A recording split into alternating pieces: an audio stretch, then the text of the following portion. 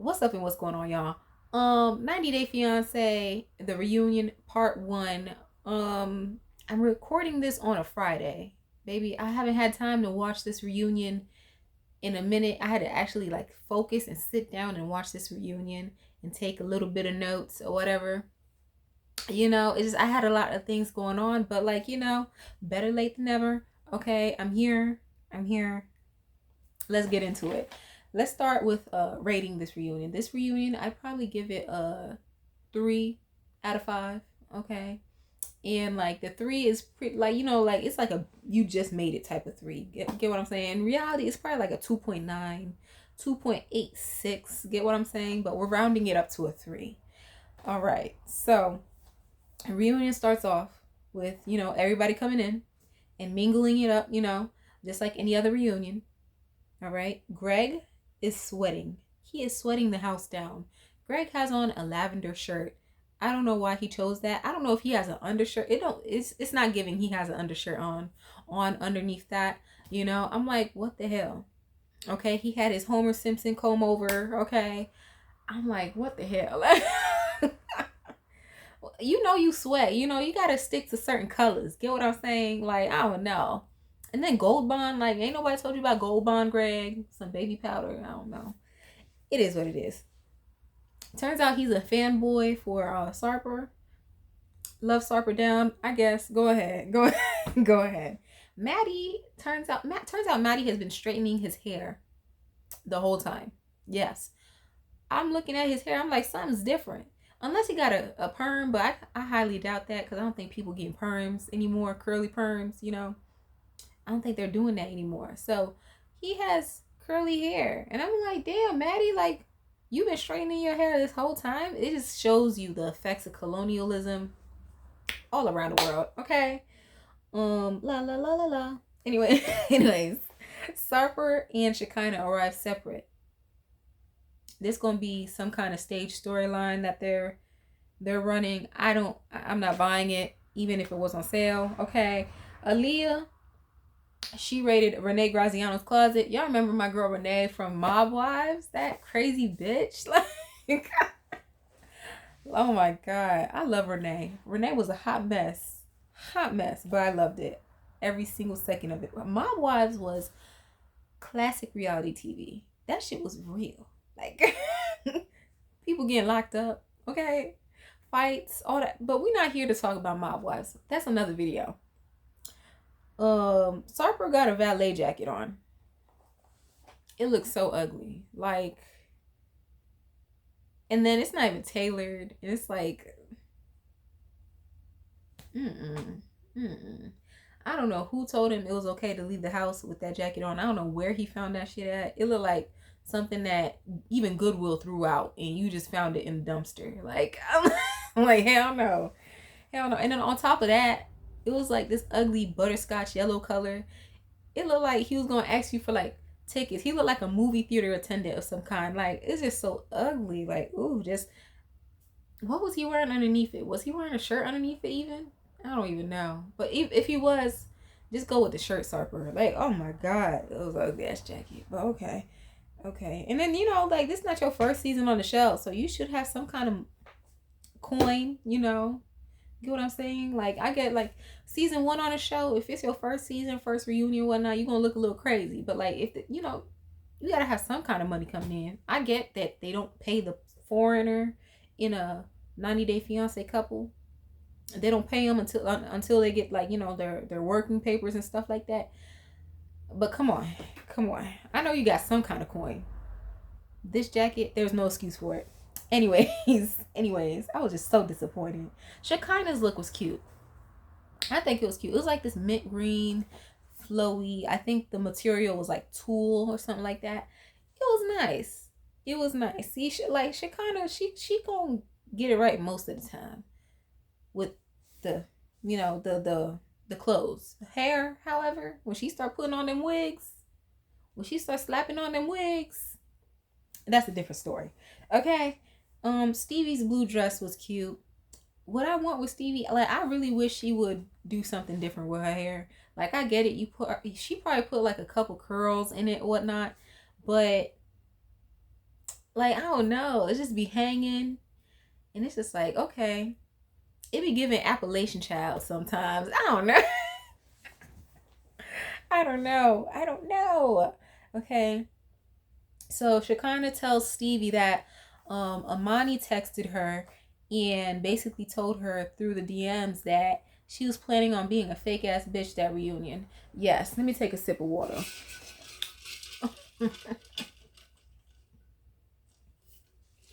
You heard that right. I'm like, oh my God. Just okay. This is, I don't know, girl. Okay. Mina got a new wig, y'all. Mina got a new wig. It got a couple highlights in it. I think it had a bang. She loved a bang. Did it have a bang? I could have sworn it had a bang. Bang. Anyways, um, she got a new wig. Mark, is that her man's name? Mark was wearing a jacket. He wore a simple jacket and some jeans. I guess that could pass. I guess keep it simple. I guess I don't know, but I'm like, you know what? Mark got the money, so he don't really need to like wear it. You know, he don't need to let the money. You know, like he got money. Okay, he not trying to do all that. All right, so we could give Mark a pass. All right, we not really here for him anyways, so that's cool. That's cool. Amani got 20 packs of hair in her head, and a new face, and a new body. Um, I was just so confused. I'm like, how much downtime do they have between like filming the show and the reunion? Because I'm like, and then on top of that, they got I imagine they got to watch the whole season themselves to know what to talk about during the reunion. I don't know, but baby, it's see like if she first came onto the show with her face looking like that, I wouldn't be like, oh my God, okay. It wouldn't be so drastic, okay? But you know, she went from looking the way she did to this. She chopped her nose the fuck up. I'm like, it's just it's straight and then it's upturned. You know, it's giving Michael Jackson. Okay, I love Michael Jackson now. This is not a dig, but it's giving Michael Jackson. And I'm like, what the hell? Like, I was not feeling it. I wasn't feeling it. I know a lot of people when people get surgeries, a lot of people usually go, oh, but so and so looked so good before and this, that, and the third. No. In this case, Amani actually looked good before. She looked perfect before. Not perfect, you know, but she like I didn't see anything worth changing on her like that. She changed her complete face. And like that's the thing, like you cannot turn it back. Get what I'm saying? You can't change that shit back. Okay? Now she's on camera. Amani's on camera blaming her drastic look, her drastic change on societal pressures. But at the end of the day, you're the one that got to book that appointment. You the one that got to put the down payment for the surgeries, baby. Like, you can't blame nobody but yourself. That's it. That's it. Get what I'm saying? It is what it is, y'all. Oh no. I don't know. She got the hee hee special. Jessica girl, you could have did more with your hair. She came out and Jessica, she's one of them girls that get lost in being like a mom, and like I just want better for her. Okay, she be looking so like homely. It's giving. Oh, let's give this little what's the name? What's the name? House. Let's give this housewife a makeover at the mall or some shit like that. Some bullshit. She be giving DJ Tanner down. Like she be giving Hallmark. Like she be giving oh girl. It was straight. She had her hair straight and like, you know, she had bangs, but it's like you could have did more, girl. It's okay.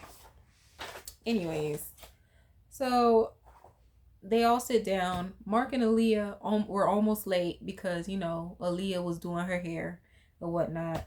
Shekinah, they sit down and whatnot. And then Sean Robinson, is that her name? I don't know. Her name's Sean. I know that. So she goes around, checks up on the couple. She's like, you know, basically how is marriage doing for everybody? And, you know, Shekinah and Sarper, they're not doing too good. Sean and Aaliyah, they don't even sleep in the same bed. But like I heard a lot of married couples don't sleep in the same bed. I could kind of see the allure of it, like you got your own space, but at the same time, it's like, baby, if we married, I want to be next to you all day, every day. I'm sorry. But yeah.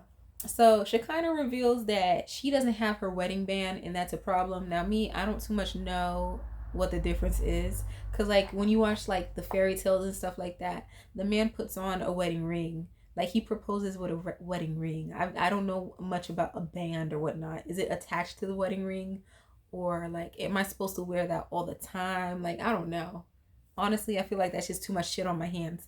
I don't. I just want the diamond part. Keep the band. Keep the band. Unless there's diamonds on the band too. Is that how we're doing it? I don't know. I don't know. I'm not gonna lie to you and act like I know what the difference, like what the importance is of a wedding band. Yeah.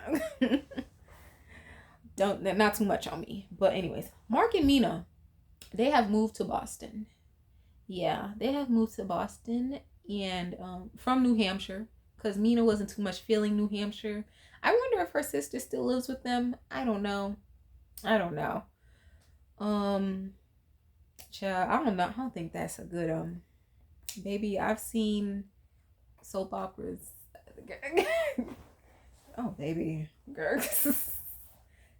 Okay, I'm gonna keep my mouth shut on that. But anyways, if you could read between, if you get what I'm saying, get what I'm saying. But anyways, they moved to Boston. Now I don't know why they chose Boston, but like Boston, I could see it being more city like for Mina, and that's what she was looking for. So if she like it, I love it. Me, when I think of Boston, I think of racism. They have a lot of bars. I like bars, but I think of Mark Wahlberg, and that doesn't help in me thinking racism because yeah, if you know Mark Wahlberg, if you know pop culture and shit like that, then you know what Mark Wahlberg did to that Asian man. Anyways, I'm sorry. It's not funny, but girl, Boston, go Boston. Anyways, Amani, I noticed sound different during this tell all. Usually I can't remember if she always had captions whenever she spoke, but I noticed during the tell all she had this weird accent and she also had captions, you know, underneath her when she spoke. I don't remember her having an accent like this. Like I understand that she's not from America. She's from Tunisia, okay? But I always felt like I could understand her when she spoke without the captions, but now she has a weird accent, and I don't know if that's due to the surgeries or whatnot. I don't know. I don't know. Um, she kind of calls Amani out for Amani's reasoning for plastic surgery. Amani's trying to blame it on society and stuff like that. And Shekinah was like, basically, I basically got my surgeries because I wanted to get them. Get what I'm saying? So I feel like there is a difference. There's a difference. There's a difference between getting surgeries for yourself and then getting surgeries for any other reason aside from, you know, health. Get what I'm saying? Like getting surgery for yourself, that's like you want to do it for yourself. Like you want to know how, you know, you notice like when you do this to your face, you like how it looks. So you want to do that. You want to get it done surgically. Get what I'm saying? Like, I don't know. I don't know. But I will say at the same time that both the reasonings have a tiny bit to do about with societal pressures. Get what I'm saying? That's with everybody that does surgeries. I don't know.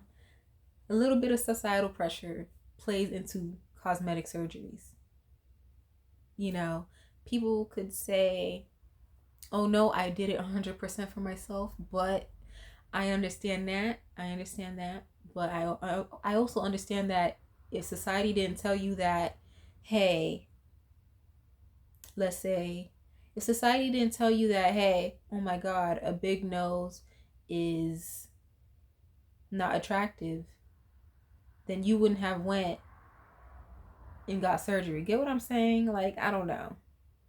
I don't know. If society was out here big upping like big noses, you would have kept your big nose. You know what I'm saying? But society's telling you that a big nose is not attractive, so you're trying to go chop it up at the cosmetic surgery place.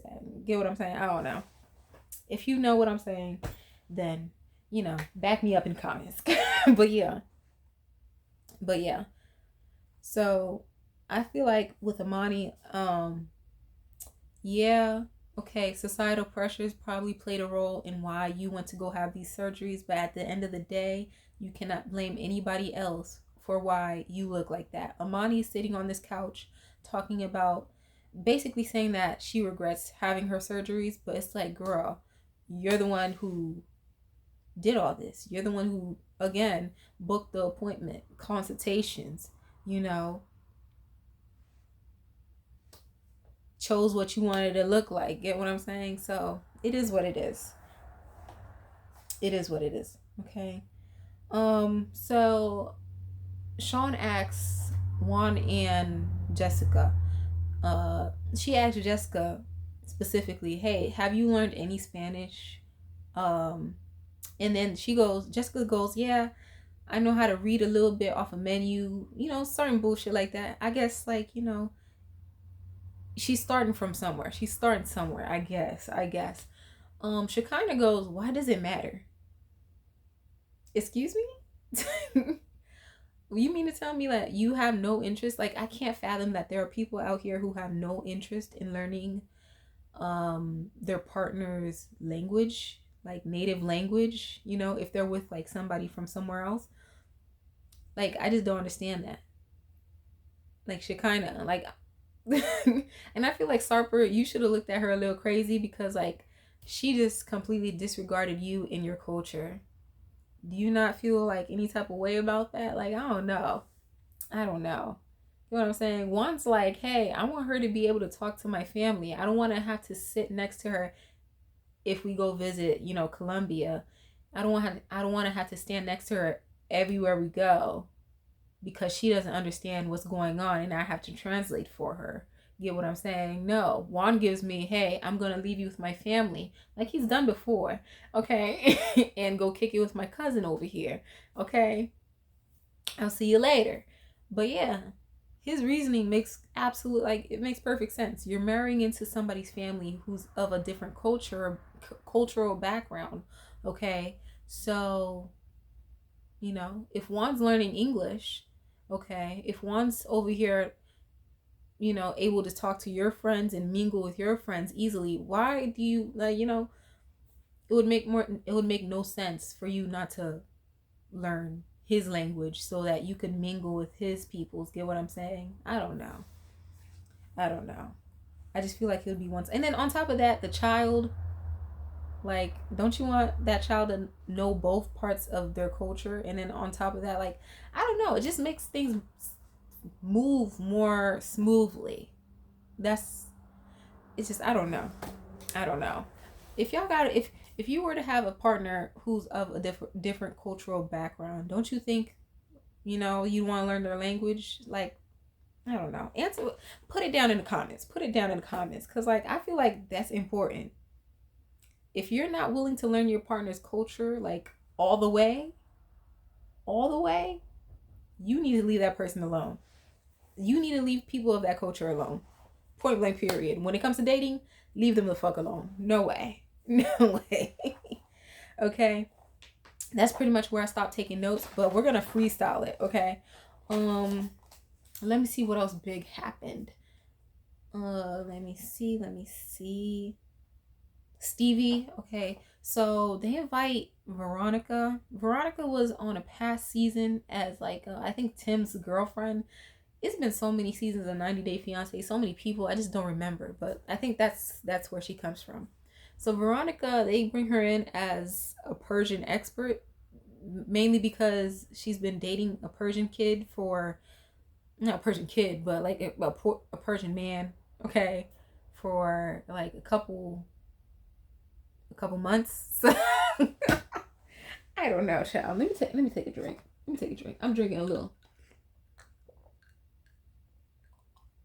something X-rated, so can't bring it up to the camera. Um, so yeah, so yeah, it's not even X-rated. It's more like PG-13. It's like a little spiked lemonade, but you know, I'm trying to have this video kept up. Okay, so yeah, I'm not messing with YouTube's ass. So Veronica opens the question, like she starts questioning Maddie and Stevie.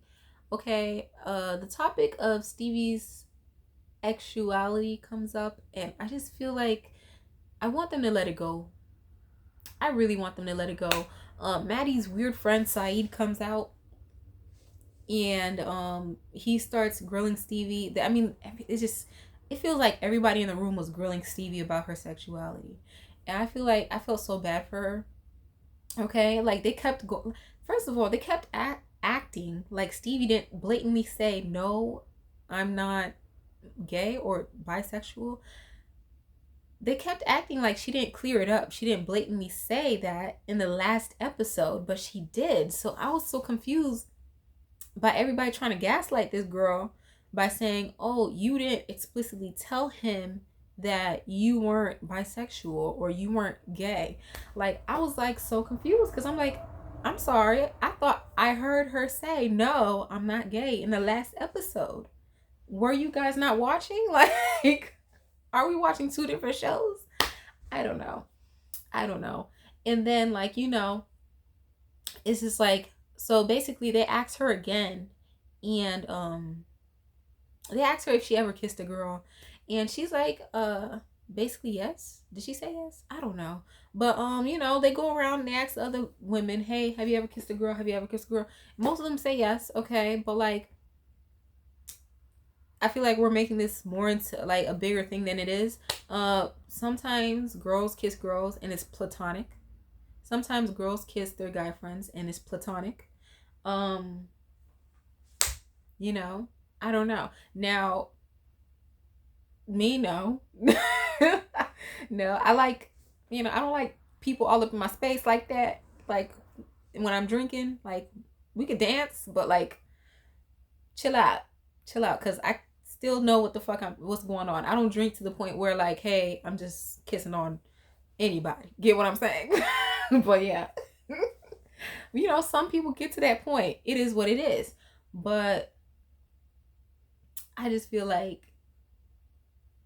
they were jumping this girl. And I really felt bad for Stevie. I felt like at this point, like Maddie, hey, this girl told you that she wasn't gay. Okay, she wasn't bisexual or whatnot. And if it's up to you, if you believe her, take it or leave it. If you don't believe her, your only option is to leave. If it's that big of a deal, you need to go. You need to go, okay? Damn, what else was I gonna say? My theory is, cause I don't know, Maddie's weird friend with the butt chin, like, it's so gross. It's so gross. Oh no, he had a tacky ass shirt on. I just did not like him on that show. Like him on this reunion, the show. Just I did not like him. Okay. I feel like at some point it felt like they were coercing Stevie to come out. I feel like it was just not a good look. It wasn't a good look. TLC, this was not it. It was kind of like, it was more than cringe. It was like almost infuriating. Okay. If this girl is telling you no, or if this girl is telling you, hey, I don't even want to talk about this, I feel like y'all should have respected her decision. Okay. She was clearly uncomfortable with the conversation. She did not want to have it on live TV. Drop it. Simple as that. Drop it. So yeah. Maddie's friend reveals that he invited Maddie to come stay with him in California. If things don't go well. See, this is my theory though. This is my theory. Since we throwing around, the gay allegations, I feel like Maddie's friend and Maddie probably got something going on. And Maddie's projecting onto Stevie. That's what I feel like. Sue me. I'm just kidding. Don't do that. Don't do that. But that's allegedly that's my theory. Cause why are we so focused on this? What's going on? Where did this question come from? And then why does Maddie's friend act like that? You know what I'm saying? He acts like a jealous, secret lover. That's how he acts. But it is what it is. That pissed me off.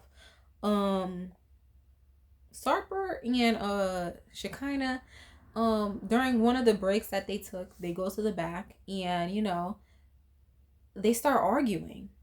And it's like this is why you got to get yourself a partner that knows how to argue respectfully. Y'all got to be able to argue respectfully, because the way Sarper talks to Shekinah, it's like I don't like it. Staged or not, I don't like it.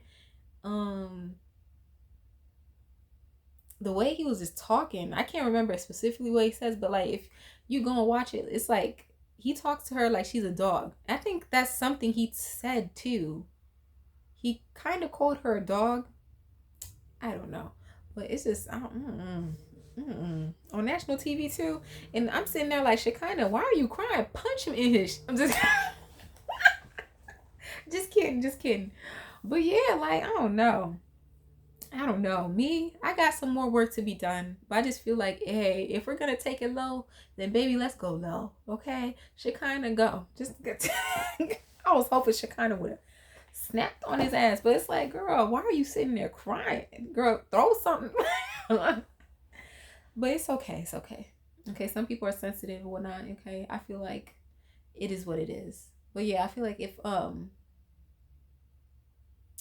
they were to, I don't know, keep this relationship going, I don't know. Just the way he talking to her, it's not it. It's giving DV, low key. It's giving like, the hell? Okay. All right. Who else I want to talk about? Amani and Annie and Matt. Matt's just along for the ride. Okay. It was revealed that so they still talking or whatnot. Annie, Matt, and Amani. Turns out Annie and Matt are closer than Annie and Amani. Get what I'm saying? So yeah, I mean, go figure. Go figure. In a group of 3, 2 people are bound to be closer than, otherwise. Get what I'm saying? So I don't know what the fuck they thought. Amani's talking about, oh, she not eating my box. She not eating my box, but she over here munching on some dick. Just kidding. Like, it's like, girl, what you thought was gonna happen? Hello. Now you on TV crying that she not eating your box, girl. Anyways, and then okay, Amani and Shekinah, they got this beef going on. And Amani reveals that, hey, Shekinah hopped in her DMs and basically asked Amani if Annie was was transgender. Yes, Shekinah asked Amani if Annie was transgender, and then from there it turns into a who the fishiest contest, girl. Like, and the whole time camera goes to Aaliyah and she's like, what the fuck's going on? I'm like, hot mess. But I'm gonna keep my thoughts to myself, but let me know what y'all think down in the comments, okay? But anyways, cause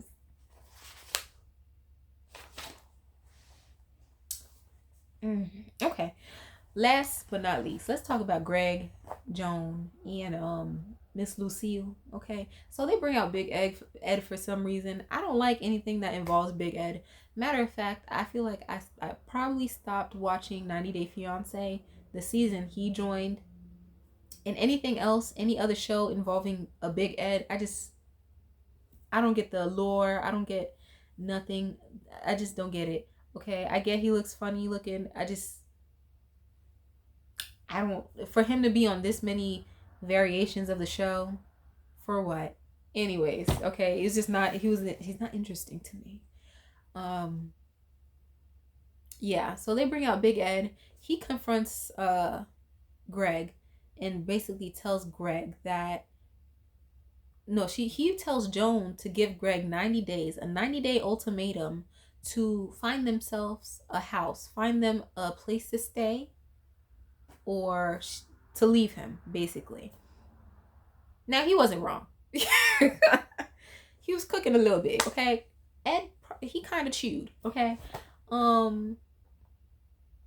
Baby, Joan really disappointed me. This tell all. I'm gonna give it. I'm gonna just say it was probably nerves that got the best of her, but at the same time, no, Joan, you gotta get this accountability. You gotta take accountability. Okay, I'm gonna hold your feet to the fire. Okay, Greg too, but the way Joan was coming off, no ma'am, no ma'am. It was real nasty, real rude. They bring Miss Lucille out. I'm not too much of a big fan of Greg's mom, but it is what it is. Sometimes she's right, sometimes I just can't stand her ass. Okay, she a mother-in-law. Okay, so the topic of them getting it on comes up, and they play the first of all they play the clip of when Joan told Miss Lucille that yeah, you're in the house too much. Y'all remember that when Joan was folding socks with her or something, and she basically told Greg's mom that yeah, you're in your house too much. Yeah, baby. Okay. Okay. Then the topic of them, getting busy comes up, and it's revealed that Joan isn't using, not Joan, but they both aren't using any contraceptives. Okay, no condoms, no, no birth control, no birth control pills, no rings, no spermicide, nothing. Okay, they are just going in raw upstairs in Greg's bedroom in his mom's house. Now everybody's looking at Joan crazy. Crazy. Joan she's thinking that there's nothing wrong with what they're doing. Miss Lucille makes it clear pretty much that she'd love to have grandkids, but she does not want little kids running all over her house, fucking up her good china. Okay? That's basically what she said. She said, I want to have my own guests. I want to run around my own house bucket naked. Girl. That's pretty much what Miss Lucille said. Okay? In so many words. Now, Shekinah tells Joan that they should not be, messing around raw in Greg's mom's house, okay, because of the risk of having a child. Joan sees nothing wrong with what she's doing. Joan, that is loser behavior. It's more so loser behavior on Greg because Greg got you living in his mama's house, but you as a woman, you are opening your legs to a man that lives in his mom's house. Okay? This is not a good look, Joan. This is not a good look. Like, everybody's basically telling you that, hey, you cannot be laying it low and spreading it wide in this man's mom's house.